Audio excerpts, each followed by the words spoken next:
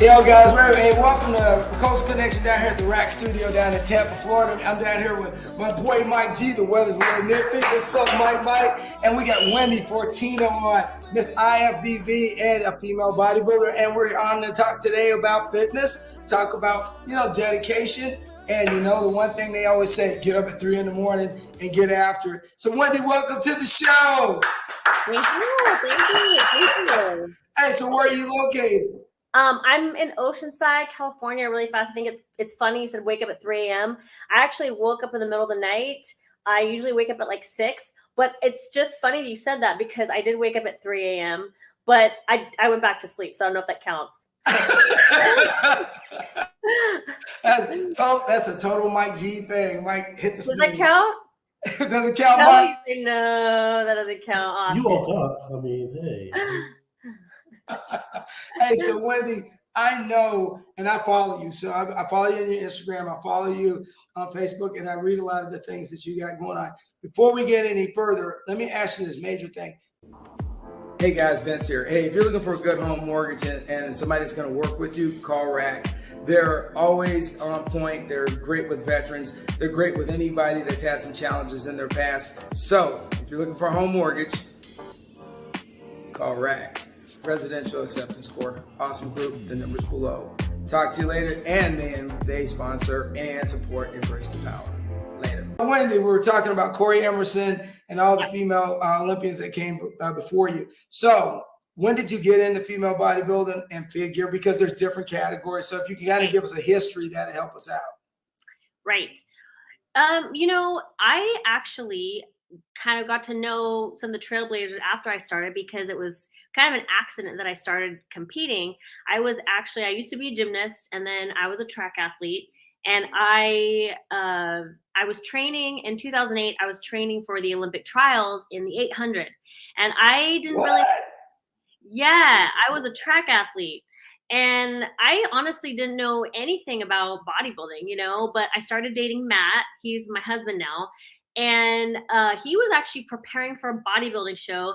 And he actually came to some of my track meets when we first got together. And I, knew he was preparing for bodybuilding. To me at the time, it was kind of weird. He, all his Tupperwares and, I was, but the thing is that he had his thing and I had my thing. And we were both really supportive. I always think it's attractive when a guy has like ambition, is like doing something, and it was just kind of, I guess it was kind of like a turn on that he had his own thing that he was focusing on. But like a month and a half before the Olympic trials, I got a stress fracture in my foot, and I was so bummed out about it. And I remember calling Matt, after I found out that I had a stress fracture. I'm sorry, my eye waters. It's really annoying. That's all right. And I was so bummed out and I was crying and he just said, like, he was a personal trainer at a personal training studio. And he's like, come to the gym. Let me put you through a workout, get your mind off of things. And I went to the gym where he trained, and, some of the like bodybuilders in the gym were like, you need to have her jump in the show. She looks like, she has a good structure for it or whatever. Right. I was already lean because I've been an athlete my whole life, like since I was 7 years old. I never really got out of shape or anything like that. So I just, I didn't really take the diet seriously. I'm going to be honest. Is it chocolate is the issue? I was like, the diet was more of a suggestion. I was used to being able to eat whatever I wanted and get away with it because I burned a lot of calories and I trained hard all the time.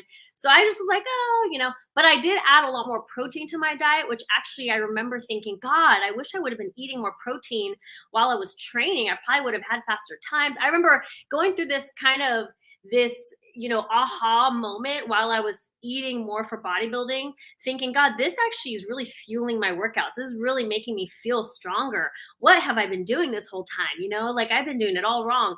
And so I was kind of learning about myself, even though I wasn't following my diet perfectly. I was still kind of learning. And when I did my first show, I did figure. There was only figure, bodybuilding, or fitness. That's right? correct. That's correct. And so I did figure, and I won the overall on my first show.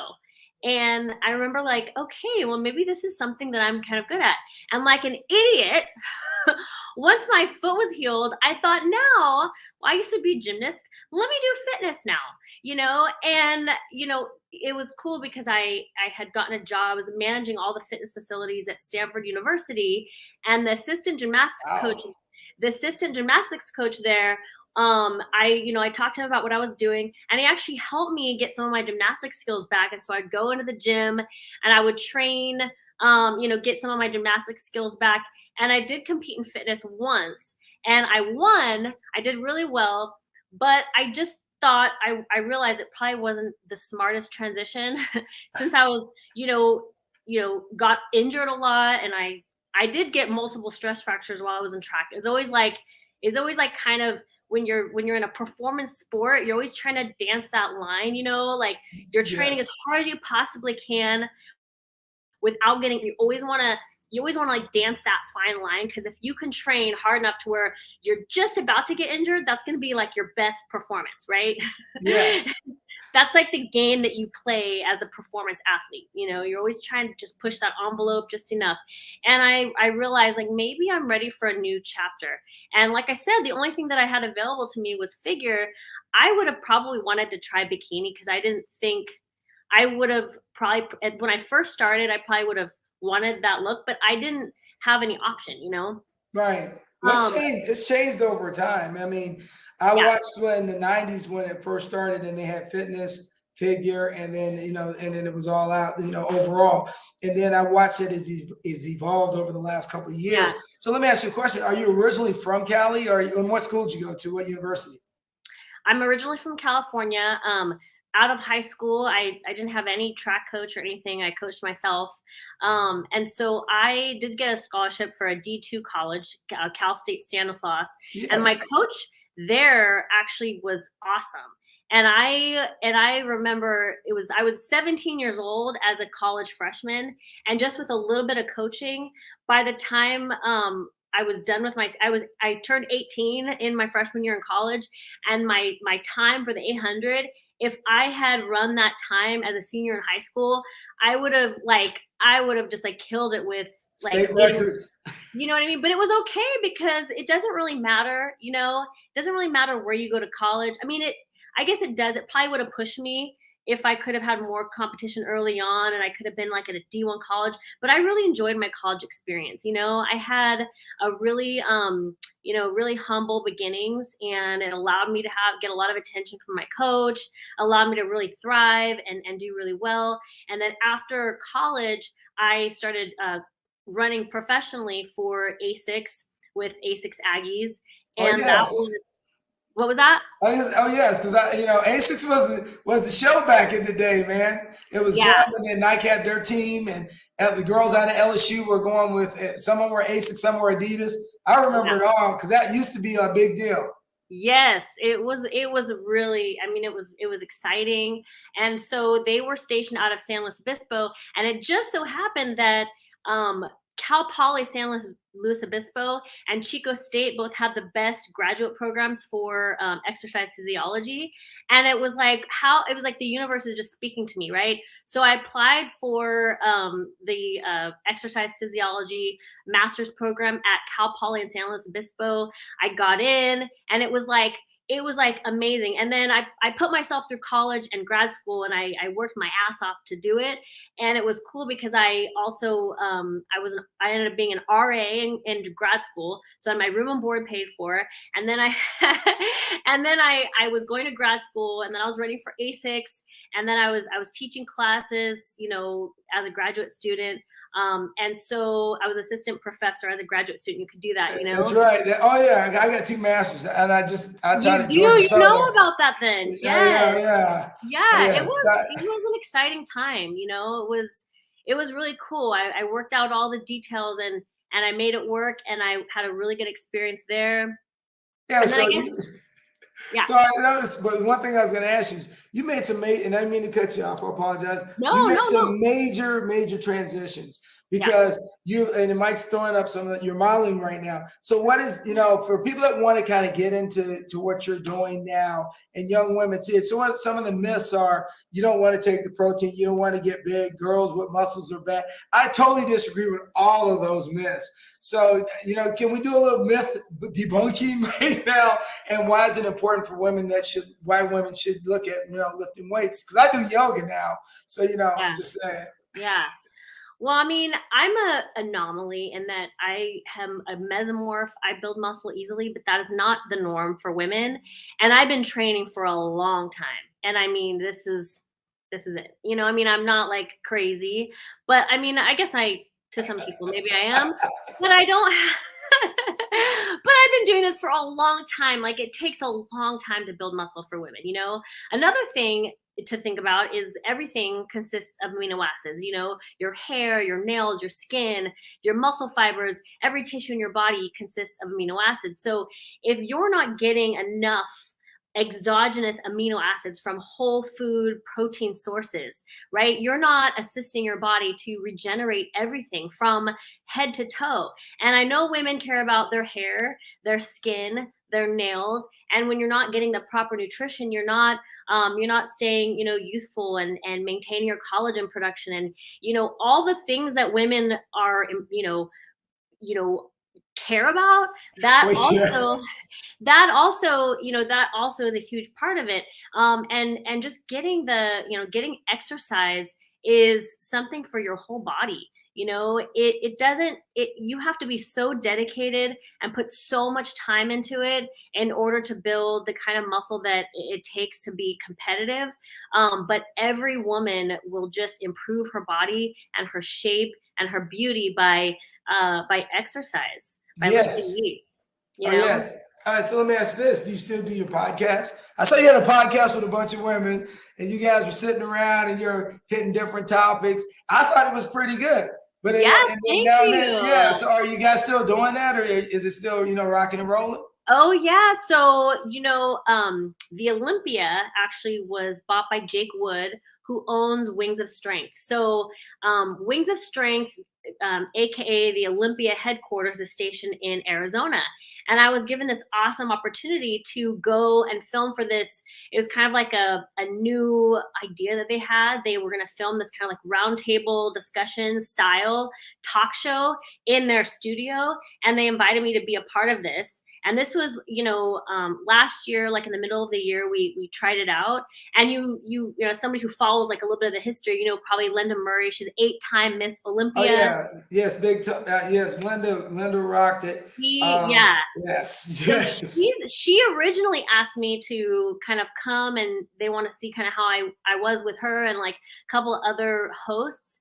And so it's me and her and Whitney Jones, who is 3-time Miss Fitness Olympia. And then Camille Perriat, she's a bikini pro. And now she's retired and she judges and stuff like that. She owns a gym out in Santa Cruz. And the four of us, we just had the best chemistry. And we kind of just got this whole thing started. And it was a talk show housed under the like Wings of Strength YouTube channel, but we just transitioned and launched the show on the Olympia TV YouTube channel. And so it's fairly new, but it's really cool because we're going to be filming all year, and we're going to provide an episode every Friday. Will be launched on the Olympia TV. The grind. So it's kind of exciting because it's like I feel like I'm a part of this movement, we talk about these issues that just are not being talked about right now, and it's something new and exciting. So I'm glad you saw some of those clips. Oh no, I did. I actually watched it. Hey Mike, you got anything while you're over there grinning and smiling over there? I want to know, did you have to reach a milestone to keep on training every day to where you're at? Because you're built, but your model built. You're not like, I've seen a lot of bigger women, like, what the fuck? So you're built, but your model built. And so are you in a different division? And did you have to reach a milestone before now it's an everyday thing? You live it, you breathe it. That's a really good question, because I will say that even though I've been an athlete my whole life, when I first started competing, it was hard for me because all of a sudden, when I wasn't like contest prepping, I would, want everything under the sun, like cake, cookies, like all this kind of stuff, like stuff that I never really even wanted to eat before. But it was like my mind was like, oh my God, like when am I going to have this stuff again? And I struggled a lot more to find like some kind of like balance where I didn't feel like this extremes one way or another.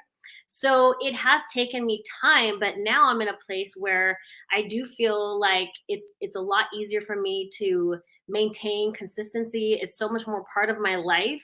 And so it takes time for everybody, but I think the best advice I would give is, the sport of bodybuilding, it is an extreme sport, and it's not for everyone, Oh yeah, it is not for everybody. but No. but the comparison I will say is I'm 5 feet tall. Okay. I'm never going to be a professional basketball player. And it's the same thing, right? I mean, I'm naturally a lean person. So the bodybuilding sport it caters to my genetics and what I am good at. And we all have something that we're good at, and with the sport, like just blowing up, it's awesome because it allows for so many different people to join in and do it. But at the higher levels, it's like a lot of people are willing to go to extremes and do things that are unhealthy. I'm not one of those people, but a lot of people do. And it's really unfortunate, because it's like fighting your genetics and doing extreme things is something that I just don't think that, that's healthy or that's a good idea. So if it's not for you, like if bodybuilding, if training, competing in a sport like bodybuilding is not for you, I would say find something that motivates you, Right. that keeps you consistent, because it's hard for everybody to stay consistent and to stay motivated. So to have something to shoot for all the time, so that you can, does that kind of make sense? Yeah. Oh yeah, absolutely. It's like the military. I tell you, it's not for everybody. And Right. because the hours, the commitment, mental toughness, and I used to tell everyone is that when I'm in the 80s, everybody was on steroids in the gym when I was Yeah. growing up. So everybody goes, why didn't you keep playing ball and doing all these things in the 80s that you could have been doing? Because it became a transition point. Is that because before drug testing came around, you had to make a decision whether you're gonna compete and take steroids or whatever, growth hormones, or you're going to walk away from the sport. Well, it was easier to walk away and keep my health later down the line. You know what I mean? Absolutely. Yeah. So as you've transitioned and done this, the bodybuilding thing, so I think modeling I modeled back in the day, but I think modeling is harder than working out in the gym sometimes. So how's your modeling career coming along? It's funny that you say that because like sometimes I'll have a shoot scheduled, and like the morning of, I'll wake up and I'm like, I'll tell Matt, you know what? I don't have to do this shoot. Like maybe because I don't maybe I can like reschedule, or maybe they, and I was like, you committed to this, you've got to do it, and I'm like, and it's funny because it is. It's hard work. So one of my students saw my photo Yes, and it but says, when you see the end result, sometimes I don't, which is unfortunate. Like I'll have like a really awesome shoot, and maybe it's a trade or something. I like never see the shots, and it kind of stinks. But like I just did one in Vegas that I thought was great, but I haven't seen the shots. I mean, I don't know what the photographer is planning to do with them, and that kind of stinks. Like, because I'd like to see them, but yeah. So and how much traveling you doing right now? I travel at least once a month to Arizona to do the filming for our talk show. And then, for various shows, we travel around. We used to travel to a lot more contests, but now since we moved to Southern California from Northern California, there's like a series of contests that Muscle Contest hosts here in Southern California. So we try to get, like, if athletes want, because we train people internationally, so there's a lot of contests in other countries even that we're not physically able to go to, so we coach remotely. But anyone who we try to get them to the shows that are near to us, and that's really cool. So there's like probably a handful of shows throughout the year that we're able to get people to come, more local to us. And then we travel, sometimes. I'm hoping I don't have to travel too much this season. If I can qualify for the Olympia early or locally, that would be great. But sometimes you never know. You It gotta is keep what on it there. is. Yeah. Yeah, because you got the Venice Beach, you have the different opens in LA. One thing about being in LA, even back in the 80s and early 90s when I was out there in the 80s, there were Oh, so you many. were? Yeah. Because I used to, my family's from Altadena, my mom's Okay. side. They all live in Altadena. So when I was there, everybody would go to the Venice Beach Open, then they'd have and before everything became the Arnold Classic. It was just like every little city had an open over, so the bodybuilders, you would just see them all the time. And I would go down to Venice Beach and work out and felt totally inferior because I was probably about this big and everybody else was like swole, and I was like, man, look at You these feel guys. that way, but it's not that way. It's probably body dysmorphia. Like everybody in the sport has body dysmorphia. That's that's a great term. That's absolutely right. So guys never feel big enough, and women always feel too big. So let me ask you a question. So what advice are you going to give? Would you give to anybody that's in high school? So I'm wondering, do you talk to high school students? Do you do a lot of public speaking about bodybuilding? I used to. I would like to do more. I've given speeches to, and I've been able to speak to younger athletes and students, which I love doing that. So you just reminded me I want to get back to doing that. But I think that it's for me. Like I like to explain to connect to youth, like my story and my struggles. And the main thing that I think we go through, especially, athletes, like you understand this as an athlete, you to get to the top of anything that you want, people only see that top as being something that they want. But what people don't see is how many ups and downs you have to go through to get there, and any champion could attest to the fact that you have felt that like gut-wrenching feeling, that feeling of defeat and discouragement way more than you have felt that feeling of elation, where you feel like you won and you feel victorious. That is such a smaller percentage of how you experience getting to the level that you want to get to. And that's something that we learn. A lot of times athletes learn it early on when they're younger. In this sport, it's really interesting because a lot of people have, who are tried bodybuilding older, sometimes they have never been an athlete. They're experiencing all that for the first time, like the defeats and the, how to handle it, how to handle winning, how to handle losing, how to get, through all those trials and tribulations. There's like a lot of adults now who are experiencing that for the first time. And it's always fascinating to me to see how adults handle that when they haven't gone through it. But if you're younger and you're an athlete, it's like the best opportunity to really, truly become a champion, to really experience what you need to go through in order to get to where you want to be. Does that make sense? Oh yeah, it makes sense. And one of the things that I'm glad you're out here, you brought that up, is because I've met over the time in bodybuilding and in fitness, is the weirdest thing is I've met so many women that come from either a divorce or a situation, a traumatic situation, regardless of what it is.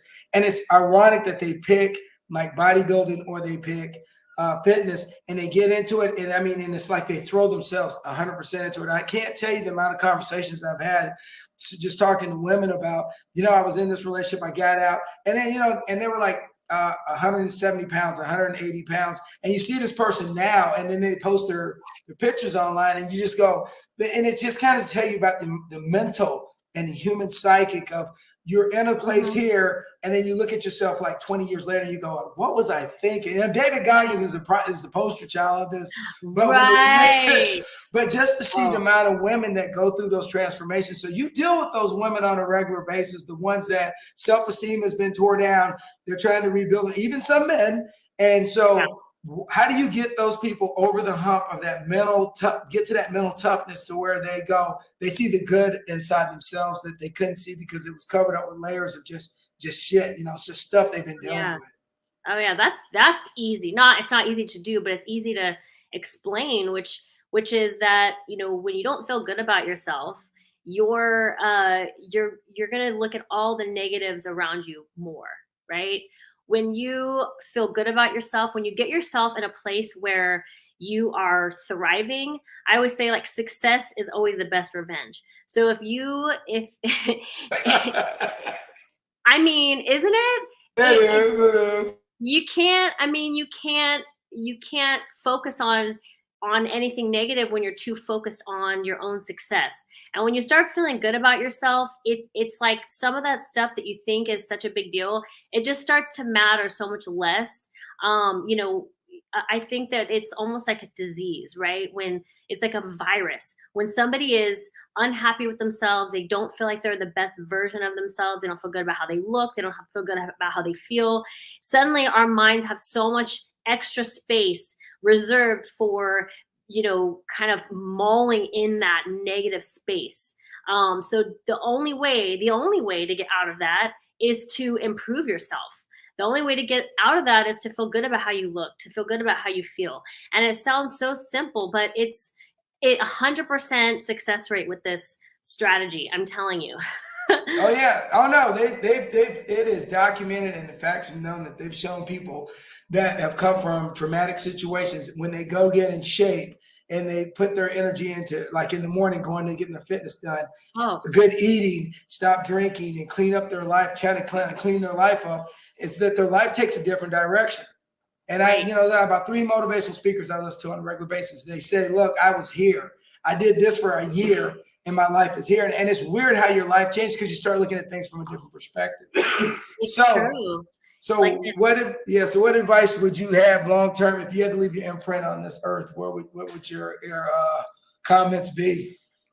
Oh my goodness, that's a big one. What imprint would I leave? Like what's my legacy? Oh yeah, what's that legacy?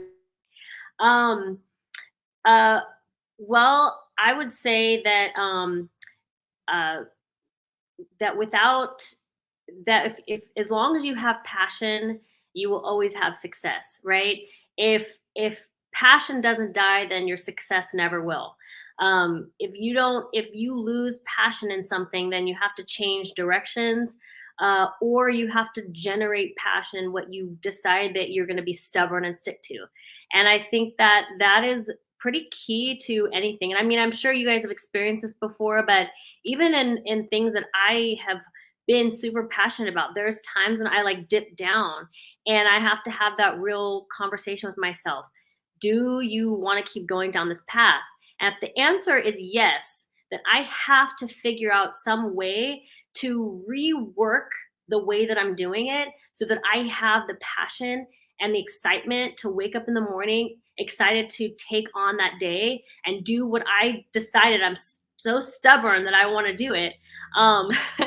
If I really ask myself that and I have a conversation and I go, you know what? I actually don't know if I want to keep doing this, then I have to stop it and I have to figure out what else I need to do. And you have to figure that out and you have to be passionate about it.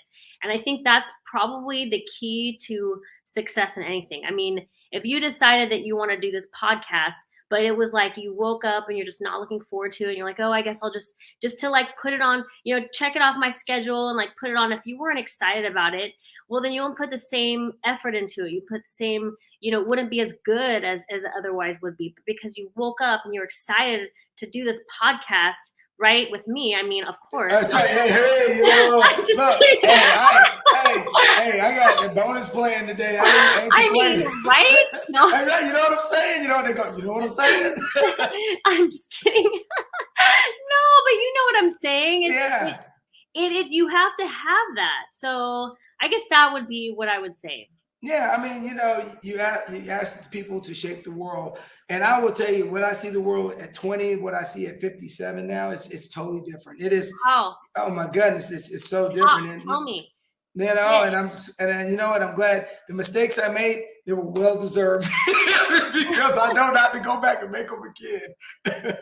So, can you elaborate or no? Is this supposed to be strictly about me, or can we? No, yeah, I can elaborate. I can elaborate. Honestly, you know, I saw my mom have some struggles back early, okay. And then I realized that some of the things, you know, that my dad was kind of over the top a little bit, and they got divorced. And I saw her struggles. And then, as I got older, I took some of that baggage into like relationships, into the way I predicated things. I thought, I had to have all this. And then ironically, I ran into an older person while I was in college, and he changed my life. He's a history teacher. And he said, you can break generational brokenness. You can break this and break that. He goes, but you have to stop and breathe, pause, look at why your problems are what they are, and then change direction. So actually, when I was in college, when I quit playing sports, I put on probably, I was like at the time, I was probably about 180 kind of gut. One morning I woke up, I said, never again. And I started running. And probably 7 months later, I lost all the weight. I was shredded. And I just had a different attitude. And after that, I said every morning I started getting up at 3 a.m. And I've kept that habit. 3 a.m. Entire life. Kept that habit. Awesome. Because it changed my life. And I tell Dr. Thomas all the time, he's in his 80s now, 70s now. I was telling him, dude, if it wasn't for you, you changed my life, bro. That's a history so awesome. teacher. Oh my God. I bet that means so much to your teacher. Oh, it does. I have to ask this though. 3 a.m. Okay, 3 a.m. What time do you go to bed? All right, so it varies. So, and people always ask me that question. So sometimes I'll go to bed at 10. Sometimes if I can get in, I'll nod off at 8. But a lot of times it's about 10:30. So I get in at 10:30. I go to bed, get up at 3 in the morning, get to the gym, and I'll tell you, hey, Wendy, I get grouchy as hell. I get grouchy as hell if I don't go work out. And when I was sick the last 2 weeks, I was mad as hell. Like Arnold Schwarzenegger said, you only need 5 hours of sleep or something. And someone was I need 8. And he says, sleep faster. Sleep less because, sleep faster. And I take that to heart because I really look at the amount of time people waste binge watching TV, playing video games when they could be doing something productive. I have a bike at the house. I get on my Nordic track and I just roll. But I really believe that I try to figure out a way to always improve my life every day. And if you work out, that's one improvement that, every day. You know what I mean? I could tell there's something just so awesome about your energy. You have you're the kind of person that is so fun and easy to be around because you just take everything, in stride. You don't sweat the small stuff and you just go with the flow. And it's so nice to be around that kind of energy because, there's a lot of people, they get so stressed out over the smallest little things and everything's a big deal. I think that really says a lot about the approach to the way that you live your life. Yes. Is directly proportional to the way that you have your energy around you. And it's really fascinating to me. Human behavior is something that I always find very fascinating. So when somebody has this energy and then you find out how they operate, you're just like, well, yeah, that makes sense. You know what I mean? Yeah, but I had 2 combat tours in Iraq. So, after 2 combat tours in Iraq. Let me tell you. Oh my God, seriously? So when people kind of come to me, I was in Ambar. Yeah. So I've seen the worst of mankind. Okay, but the way that you came out of that and the way you have this aura about you, that's not the same for a lot of people. I mean, no, it's not. Not a lot of my friends. No, I would say the majority of people that came out of traumatic situations like that probably are not, not quite like that. So I think it's definitely says a lot about the way you came out of that and the way you handled it, the way you took charge of your energy. That's hard to do when you come out of something like that. It is, and I tell everybody on the podcast all the time. I thank my mom. Because honestly, I believe my mom prepared me for what the hell I was going to see. Because I told everybody after we got done, I tell my mom all the time, love her to death, is that if it wasn't for her, because what I've seen her go through and survive. Yeah. And it's still, my mom smiled every day. We had some bad situations growing up in our neighborhood. Some bad things happened. And you know what? And my mom the next day would hug us and smile. And you'd be like, you realize somebody died next door, right? And my mom would be like, you know what? Hey, we're here. We're still alive. Da da da da da. And you know what? It made me. She taught me resiliency, but she also taught me not to be a victim. Right. You know, not that, you know, you make mistakes, you get past them, and then you don't repeat the same mistakes. You know, that's the one thing I have to give. I have to give my mom love you all That's the time. awesome. Oh yeah. But That's Mike, awesome. you got anything before we get out of here, man?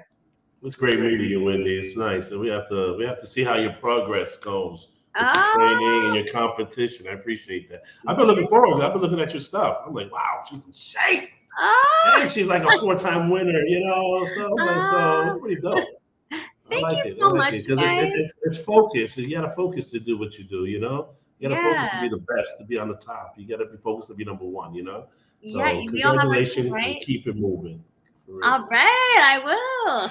All right. Hey, Wendy, it's been a blessing having you on the show. I know we were back and forth on our schedules because we're both busy, but I appreciate you taking the time and definitely want to get you back down the road here and maybe get a couple of the other ladies out here and let's just talk, you know, let's talk IFBB and MPC and all those things that rock and roll. So as me and Mike G always say when we have guests on the show from the Rack Studios in Tampa, Florida, we want to say keep it rolling.